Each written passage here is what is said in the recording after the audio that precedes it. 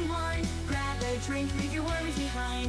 It's the Nightcap with Brent and Patty, where the fun and laughs are never chatty. Raise your glass, it's time to cheer. Brent and Patty are finally here. Funny finds and events so snappy. Join the fun, let's get happy.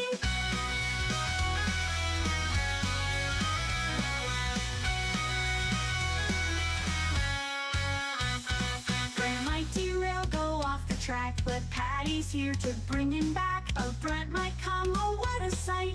Rants and laughs, it's pure delight. Raise your glass, it's time to cheer. Brent and Patty are finally here. Funny finds and events so snappy. Join the fun, let's get happy.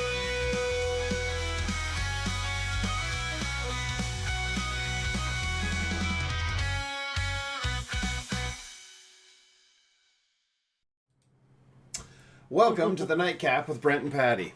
I finally get to say that after trying to say it on Monday. We, of course, why am I getting a message about our audio? I don't know. I'm going to close that. Let us know if we don't sound good, and I'll fix it. But I'm pretty sure, yep, we're not flashing down there, so we're good. All right. So, our drink for the night. So, we ended up with, as you know, if you saw the reel, Pardon me. Coconut rum, roses lime cordial, cold coffee, and peanut butter. And we took the liberty of interpreting the peanut butter two ways. So the first way is going to be with some rim. So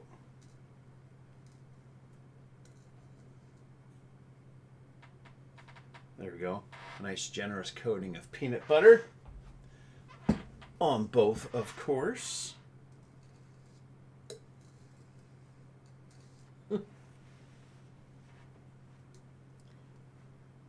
That'll work. Yeah. Okay, so I'll give you that. Okay. We do have some ice here, of course. Pardon me. You want a couple? Yeah. 3? Sure. Should be 3 for each of us.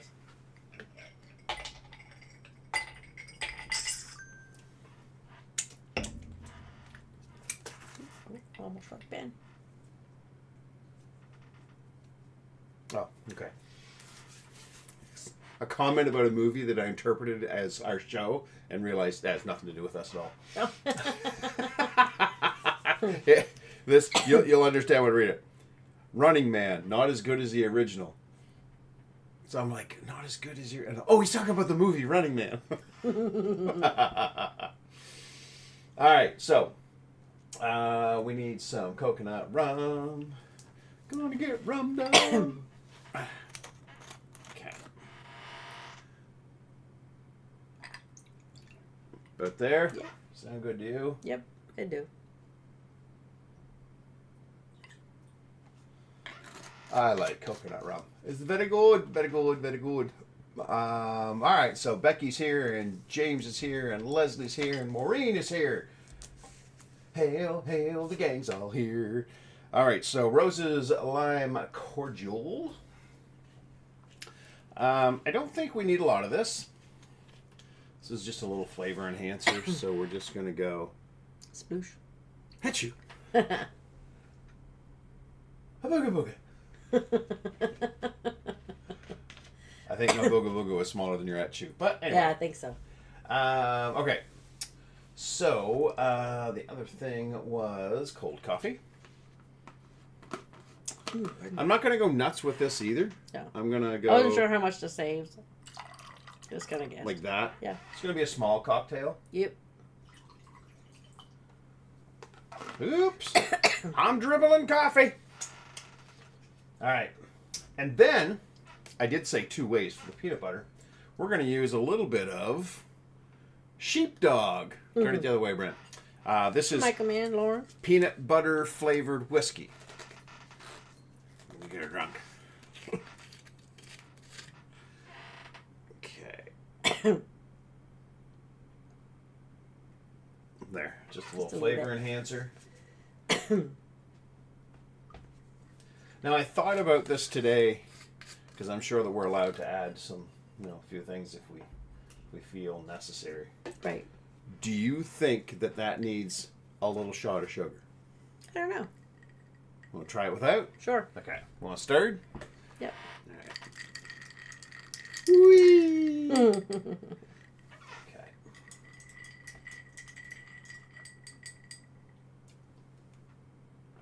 Okay. All right.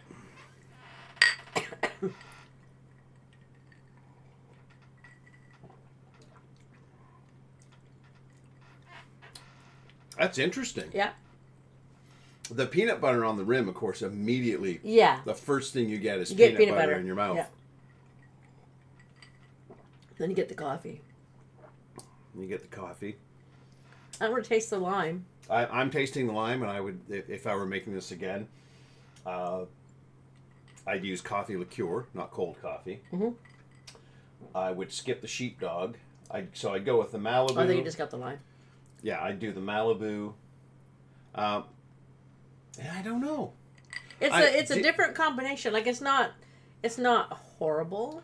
If it It's had, just different. if it had a couple of sugar cubes in it, or something, Maybe something that was yeah. a little on the sweet side. Mm. Yeah, but it's not bad. No, not at all. It's just different. Yeah. Yeah, the lime cordial doesn't help it. No, excuse me.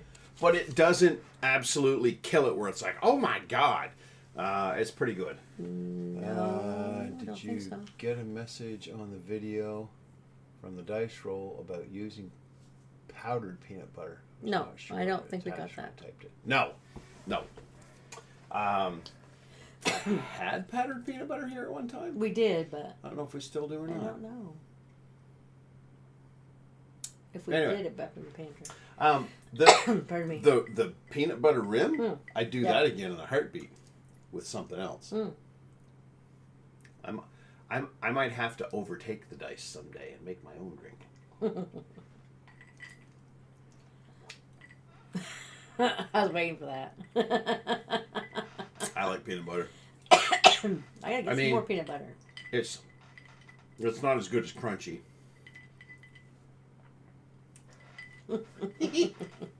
Smooth. Mm-mm. Crunchy. Smooth.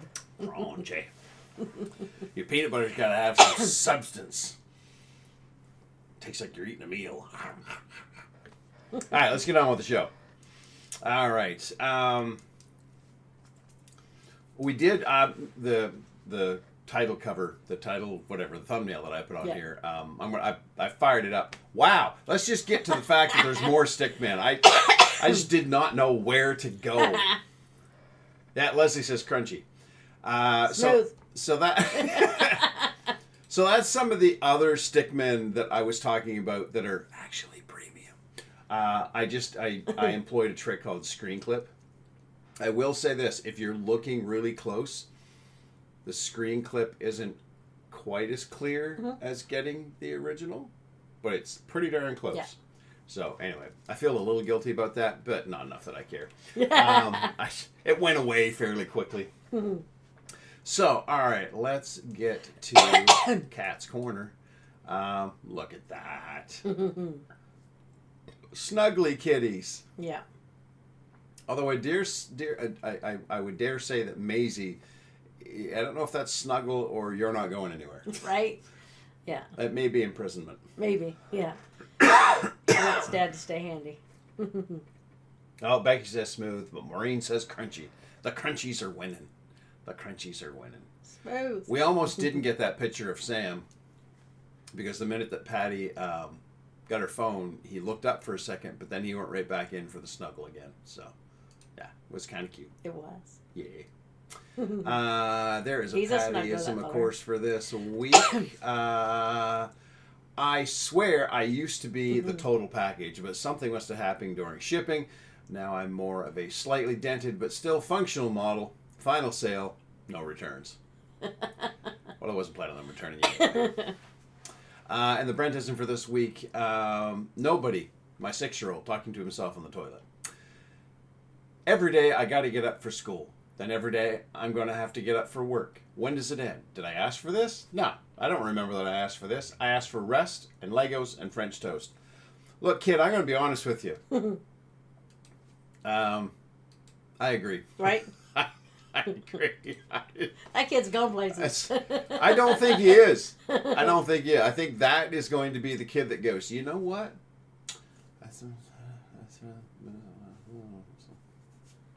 Never have to work a day again. That kid's already on target for trying to figure out how to be independently wealthy. He's going to invest in the right stock. He's going to be one of those kids hustling when he's 12. Another 6 years and this kid's going to be like, I think I figured it out. But he's going to be smart. He's not going to share it with anybody, because that's the problem with the perfect plan. You can't share it with anybody, because then everybody gets in on it and it doesn't work. Yeah. That or he's going to become a massive scammer, one of the two. I don't know. Michael said, French toast. We haven't done that in a while. No, we should. Should do that on Sunday. Yeah.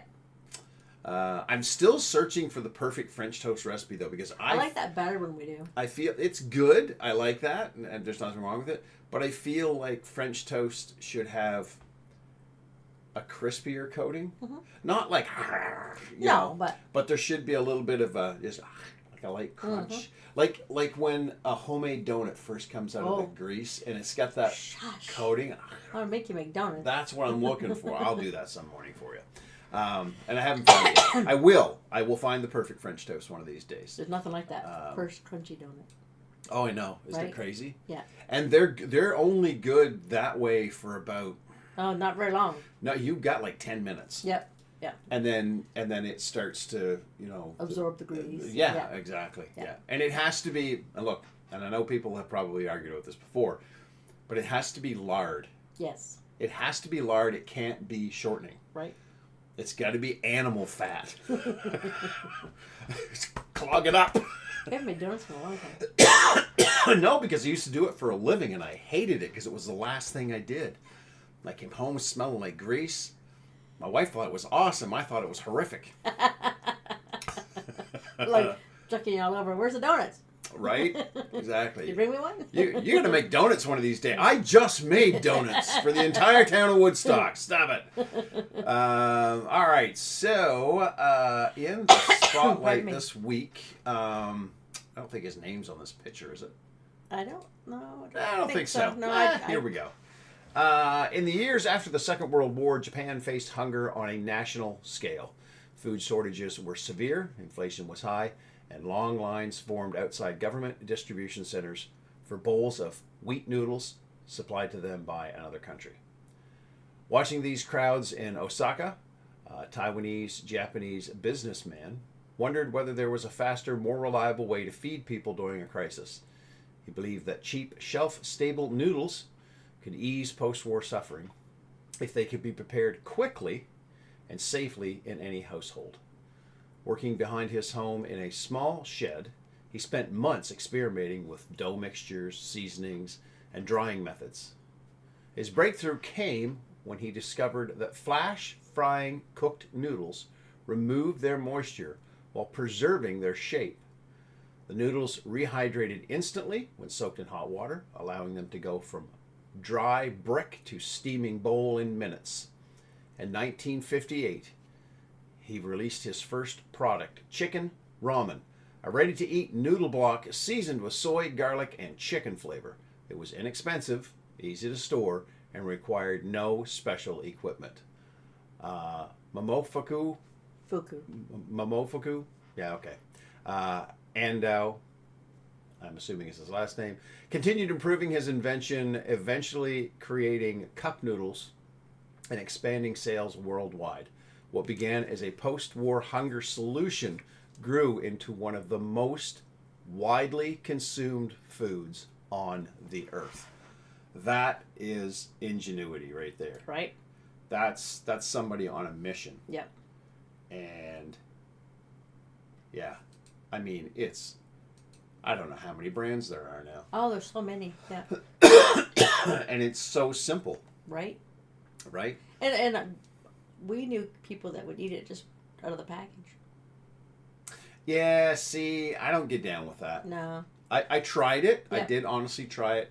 Some people said just put the seasoning in and shake it up inside the little Yeah. bag. Yeah, that's what they like to do. Yeah. And then break off the pieces and eat them. And they are way too hard Yeah. for starters for me. Like Yeah. it's like eating rocks.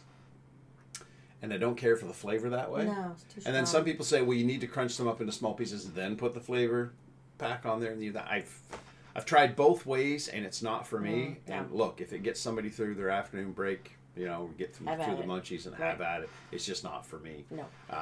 And I've given it a fair shake. So anyway, 'tis what it is. Have you tried making French toast with banana bread? It's delicious. Well, hello. That sounds interesting. Shelly is here as well. Hey, Shelly. Hello. Donuts are for Christmas morning. I mean, yeah. Who said Yeah, that? I could see that. Becky did. Yeah. Did Aunt B do that when you guys were growing up? Did you have donuts on Christmas morning? Because if you did, I don't remember that. We'll have to do that. Banana bread. And we got somebody that makes beautiful I know banana somebody. bread. I happen to know somebody that makes banana bread. I think she's watching the show right now. Could be a combined effort. It could be, We'll make our batter. Yeah. And that would be fantastic. We used to add vegetables.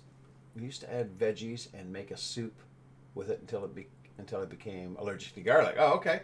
Yep, with the noodles. Yeah, you can expand on it. You can, absolutely. there's casseroles. You can make all kinds of stuff with it. Michael says I'm already on it. So he immediately went, oh yeah. Yes, Mom and Dad made the force. That is pretty cool. That is nice. That is pretty cool. Yeah. And I know Aunt B's a good cook because I've had her food before. Right. All right, so all this delicious, tasty talk, we're going to have to bring you down. We're going to bring you down a little bit. I'm very sorry. I would apologize, but this is one of the fun parts of the show. For me, personally, it's your stomach's favorite part of the show. It's spinach juice. Excuse me. That right there is spinach and sardine mold, as you can see. Again, anything that had the word mold in it, I'm fairly certain that I just noticed it. I wondered how long it would take you. I literally just saw him right now. Yeah, I mean, we don't need to get into the specifics, but your comment is perfect. Attractive, because it says, this is an attractive and unusual way to prepare simple, easily available ingredients. Use a fancy mold to provide a touch of elegance. There is not, like you said, attractive. Not sure what they were using, but it certainly wasn't their brain. Did you pull the notes up? What's that? Oh, I can pull the notes up. Was there something else? Spinach and sardine mold, also known as unholy sea vomit. Yuck. So I look up as I bring that up. I look over here and something catches my eye. And I see that, so we've got a tripod. For those of you who don't know, there's a tripod behind the monitor with the light up tipped towards the ceiling to give us proper lighting. And I learned that from Randy Ross, who learned it from somebody else and imparted the knowledge on. So thank you for that, Randy. But on the little handle, because Patty's been Christmas decorating. Hey, don't be like that. Turn around and face the audience. I don't think he makes his noise anymore. Oh, he used to make a noise? Yeah, squeeze his tummy. No. Yeah, he's done. Did he sing? Yeah, I think he's singing. What's his name? No, Olaf. Olaf, that's it. I couldn't think of it. So Olaf will be hanging out until after Christmas, I assume. Yeah. Or maybe beyond. I don't know. He's just a snowman. He doesn't Right. necessarily, Right. he can hang out for the whole entire winter if he wants Sure. to. Yeah. That's cute. I like that. I thought you would. I did me. tip our light up a little bit more towards the ceiling after the comment from Michael last week because I Right. thought, well, Is it any different, man? that's why I was bringing it up just Yeah. to see if he thought that we don't look quite as washed out. All right, so let's get right on to this. Well, that's cool. Well, that's cool, but I left the pictures up, so whatever. It is what it is. So we are officially now living in the future, I assume. Yeah. Because I see that this is a flying car. Yeah, this is not the first company that's that's at the same sort of stage. Okay. The world's first certified flying car just reached a new milestone. Aleph,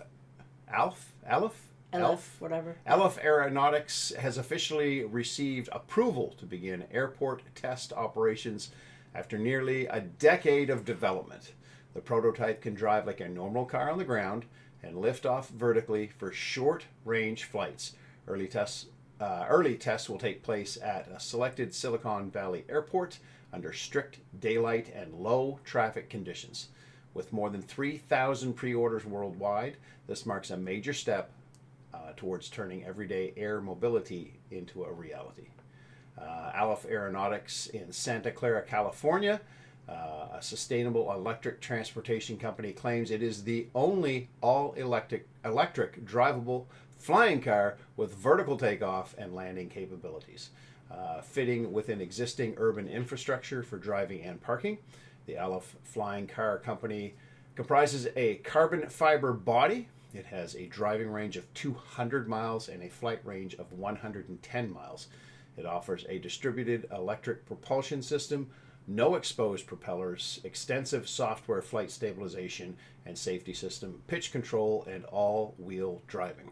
Some people can't even drive on the road, so are we sure that we really want to do this? That's a good comment, babe. Yeah, I don't know. As a kid, I thought, well, flying cars, that'd be cool. Jetsons. Yeah, that type of thing, right? Yeah. But the Jetsons like, Yeah. it was the 50s version of the future, right, which would be cool and all. Sure. But I just don't think that we're gonna get there soon. But that being said, in situations where roads are bad, storm conditions, rivers have overflowed, those types of things, this type of vehicle in an emergency. Yes, you get people out of now dangerous situations a lot easier. Somebody drives out, Yeah. they take off, they get to where the people are, they load them in the vehicle, and they get them to safety. That would be way more interesting than just the average Joe. Like you said, people can barely remember to turn their blinkers on, to stop at stop signs. They don't know the right-of-way when they come to intersections. Yeah. Sorry, I'm pretty much healthy again, but there's just that little niggling cough. Yeah. I feel bad every time we spike the meter on the mic with a cough. Much better, yes, you no longer look like you eat unseasoned chicken. We're just white adjacent. Oh, Rick. There's nothing elegant about sardines, isn't that the truth? Leslie said Bee's a good cook. I always look forward to the get-together dinners at the church in Wakefield. Right on. And Becky was throwing up over the mold. Nice. So maybe I may have bumped it or something. I don't know. Or maybe it just sort of made its way back down. I may need to tighten it up a little bit. Maybe, I don't know. But thank you for the info, Teddy Bear. I mean, that's a screen name, right? Yep. All right, so it's time to go on a road trip. All right, where are we going here? I didn't pay much attention. No. Oh, right, the Christmas lights. Okay, yeah, that's all I saw. These are lights under Louisville. The world's biggest underground Christmas display can be found in Louisville, Kentucky. It is located inside the Louisville Mega Cavern. It's a drive-through event featuring over 6 million lights, 900 lit characters, and 40 themed displays. I'm sorry, we don't have pictures of everything. No. We'd have to do one whole show on it. Right? Have we seen this cave before? I can't remember. I looked through the notes briefly and didn't see anything, but there was a few episodes or segments that I just had see notes. Because we did caves and stuff. So we did, yeah. Because none of these pictures look familiar, so I'm like, well, maybe I'm thinking of something else. Yeah, I couldn't remember if we had or not, but anyway, I thought, well, it's Christmas time. That's wild. Find something. You can enjoy the entire experience from the warmth of your own car. No shivering kids, no wet boots, Just miles of glowing tunnels and giant displays. The cavern is filled with themed lands, projection zones, lasers, synchronized tunnels, holiday music, and more than 7,000 points of light. It 7 is million. Or 7 million points of light. Sorry, I dropped 3 zeros. It's the only underground light show of its kind in the world and a guaranteed memory maker for families. Take a 30-minute ride through the portions of the cavern's 17 miles of underground passageways. Kids will spot animated scenes, themed areas, and long tunnels of synchronized lights while you stay warm and comfortable. Opens November the 14th, 2025, and runs until January the 3rd of 2026. If you happen to be in Louisville, Kentucky, check that out. It is pretty cool. Yeah. Of course, no road trip is complete without a funny sign. I'm going to move my phone over here. It's making Spider-Man noises. Not playing Christmas music yet. I really want to know what that business does, because you couldn't really tell. Yeah. If it was like a coffee shop or a bookstore or Yeah. whatever. I thought of you, Michael, when I saw that. That's funny. Oh my.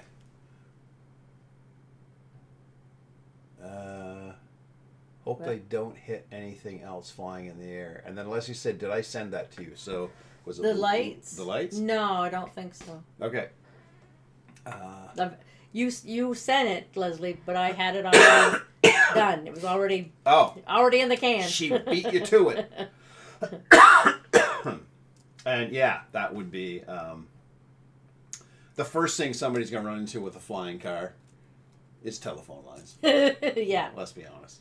But I'm assuming that there's going to be a special license to go along with it. It isn't just going to be you have a license to drive on the road. Now you have a license to drive in the air. There's going to be more to it than that. Yeah, I would think so.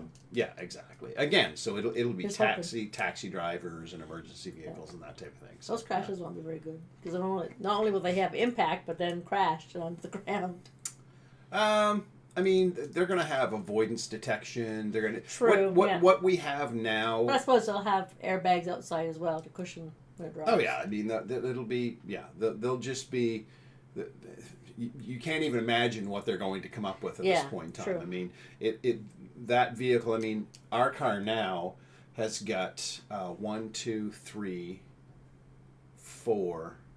It's got 4 cameras that I know of. It's got 2 sensors in the back that beep every time I back out of the garage. Because that's why I try to stay back when I'm standing there. No, it thinks the framing for the garage door on the passenger side as I'm backing out, it thinks it's too close. So it beeps and then it turns red and stops beeping. That is a tight angle there. Yeah, but I'm coming straight out. True. But it stays bright red to like, okay, buddy, you're going to hit it. Go ahead. I had to shut off the brakes because I'd be backing out of my garage and the car would go and stop. So that type of stuff can be done now. Like your car can auto brake if somebody steps in front of you on a crosswalk. They can convert that over into flying vehicles to be like, if there's anything within a certain area, just automatically move over, move up, move down, stop, pitch up and go up over top of it, whatever the case may be. Because realistically, that's where they're going to go is it'll be an air taxi to get you from one end of the city to the other, but you're just going to get in it and it's going to fly. True. There's not, they'll eventually, at the beginning you're going to have pilots, but then it's just going to be an automated experience. You get in, you go. And then every time one of them falls out of the air or smacks into a building or whatever, you'll hear about it, but it'll literally be less often than automobile accidents on the road, which is every single day. Which it's so common. Probably more than once a day. No. Yeah, huh? I'm gonna move forward because my brain went. Let's figure that comment out. What you mean by that? No, we're not. No. Foof. No, I can't. Nope, no, we're gonna move forward. Moving on. It's time for. Say it with me now. Say what now? I said, say what now? You said. Yeah, I didn't have any choice. All right, what do we got here? This is where I got the title of the show, Spend Some Quality Time with Your Loved One. This is so stupid. All right, here we go, folks. This was an actual thing. Nothing says love more than the aroma of crap. That's... feast your eyes. The Toodaloo. That's what it was called. It was nicknamed. It was a Toodaloo, and it was nicknamed the Lover's Toilet. Was a real dual-seat toilet designed for couples. This thing actually existed. The Toodaloo was marketed as a way for couples to conserve water by sharing a single flush and even save rocky marriages through increased intimacy. Nope. Nope. And how do they single flush? Does that go sideways into one bowl? I'm assuming. And then, oh man, there's the little video you can put that in the comments from Saturday Night Live was hilarious. Oh, good Lord! But this was a real thing. Yes. Oh, God. Yeah, they did make one. With optional luxury features like a TV and an iPod dock. Okay, so it hasn't been that many years ago. It also featured a partial privacy divider. The concept originated in a 1991 Saturday Night Live sketch, and the product was brought to market. Though it never achieved mainstream success, the Toodaloo was priced around $1,400. Okay, there's the first thing that's going to kill the mood right there. Right. I'm spending $1,400. That's just the toilet, not the time for your plumber to put it in. Mm-hmm. Holy cow. All right, so, all right.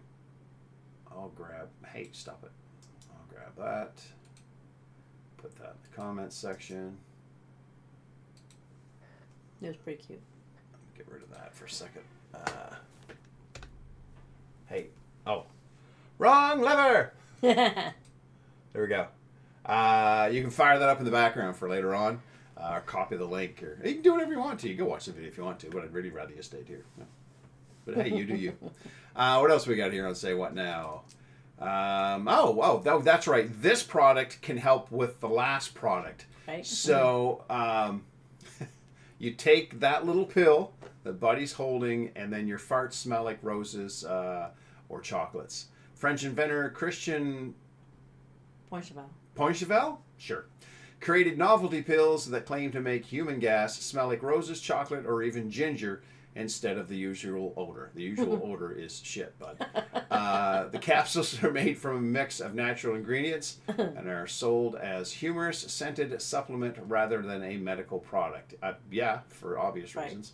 There are not any clinically proven treatments, but they've gained attention online as one of the strangest solutions to an everyday problem. I mean, I'm not gonna lie, I'd try it. Right? Literally just for the fun of it, just for right? the novelty. But it's not going to be something I'm going to run out and buy again. I'm going to try it and go. He's got a lot of little stuff he's invented on his website. It's funny. Invented. Yeah. Yeah, because you know what's going to happen. Yeah. It's been like, Brent, did it work? Yeah, it smelled like somebody shit on my chocolate bar. It smelled like somebody shit on my wife's roses. It was fabulous. Smelled like somebody shit in my ginger ale. It was awesome.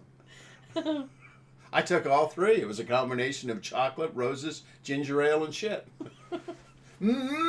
So much better. Oh, you're funny. Yeah, well, I try. So that right there is glorious as far as I'm concerned. I thought you would like it. That thing is absolutely amazing. We'll have to get one made. The Starship Enterprise. No, I said that right. Yeah, you did. Prepare to boldly go where no dinner has gone before. 3D printer style, that is. Featuring a pumpkin pie saucer with whipped cream, corn on the cob nacelles, held up by tiny forks, and a drumstick engineering section. 10 out of 10 wood warp straight into the Christmas table decor. Live long and pie spur. This would be a great addition to any Star Trek fan's kitchen. So that link is where they can... you can pass it along to Christopher. Well, I'll pass it along to the entire audience here. Yeah. There we go. We give you one more link. Copy that. That's just too cool. It is. I'd like to have one. All right. We're ready to use it at Thanksgiving and Christmas. We're giving you all kinds of homework in the comments section. So that will take you to the actual file to be able to print that. I think if I remember correctly, yes. Good info, thanks. It's been. See, I've had this done since last week. So. Oh, So okay. All right. my brain has moved on to other things. Hey, look! Click the link and take your chances, folks. Who knows where it goes? All right. But I'm quite sure because it says printables. So you're quite sure. Yeah. Well, that's all I needed. That's enough for me. Like I said, it's been a week since I pulled this and now all it's together. time for this. The weird and wild wonders of the world. All right. Not to get too risque, but we're going to talk about the great tit.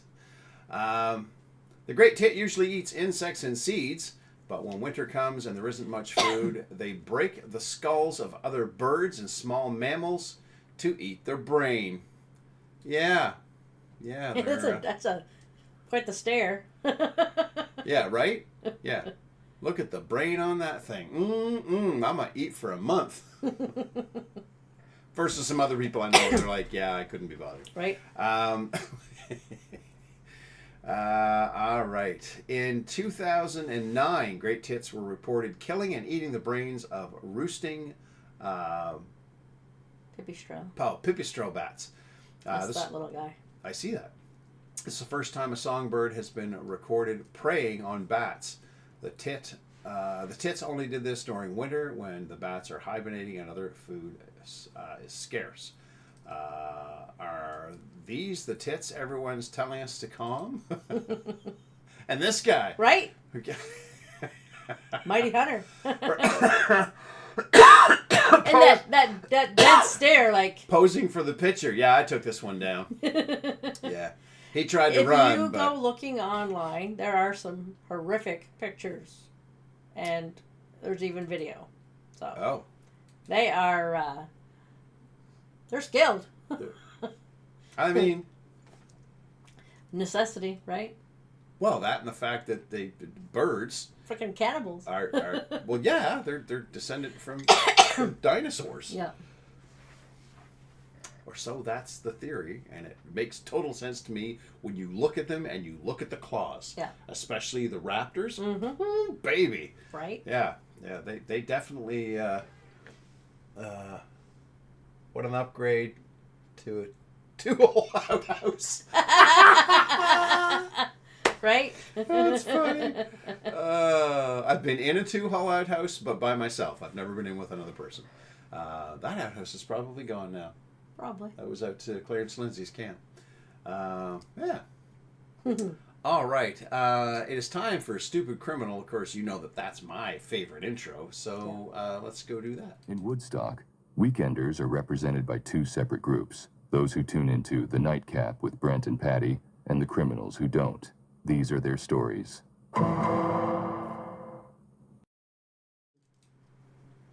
I'm waiting. I'll know that we're popular when we get a takedown notice. Like, yeah, you can't play that part anymore.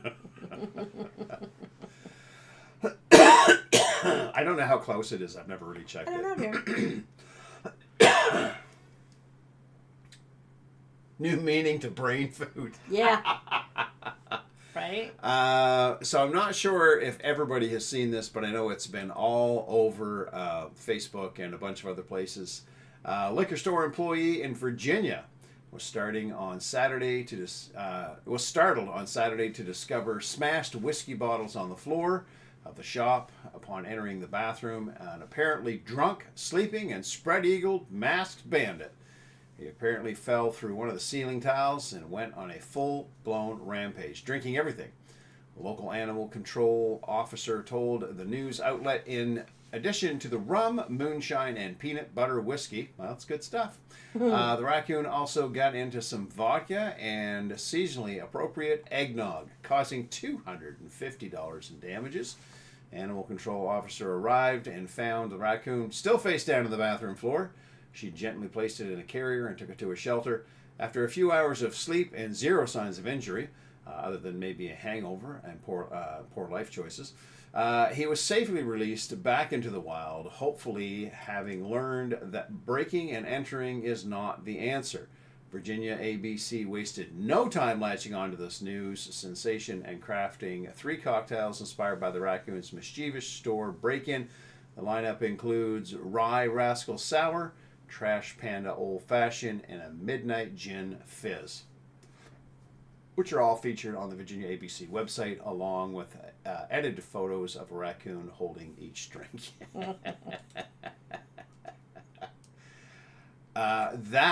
When I saw that, I immediately went, that right there is a scene, could have been a scene out of National Lampoon's Christmas Vacation.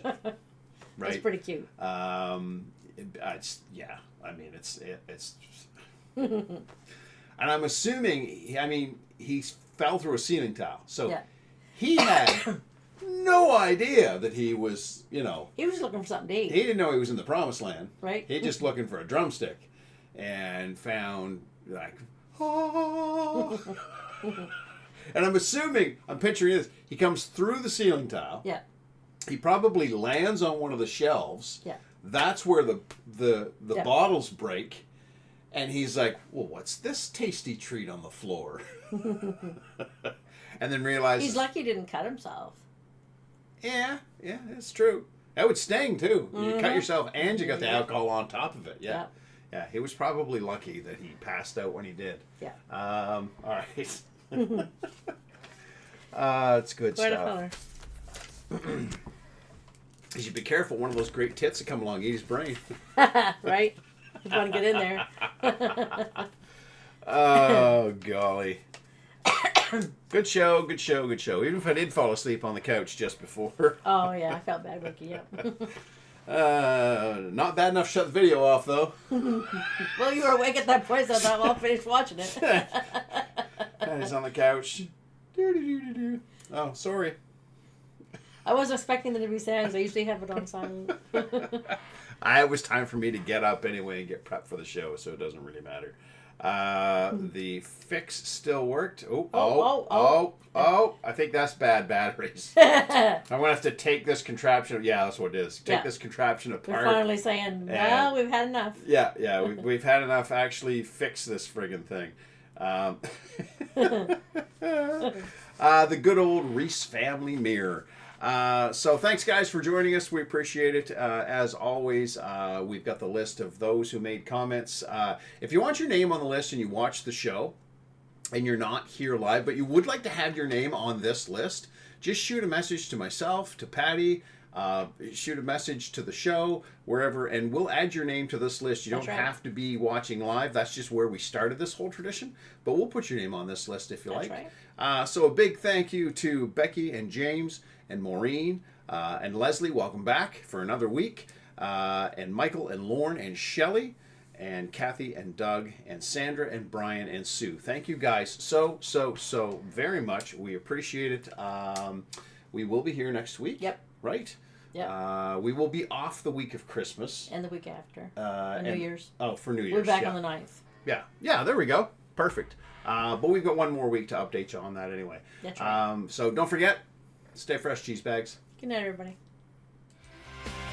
We hoped you had fun, but now we must run. But we'll see you all next Friday. We thought you should know that you make the show, 'cause without you there wouldn't be one. So take your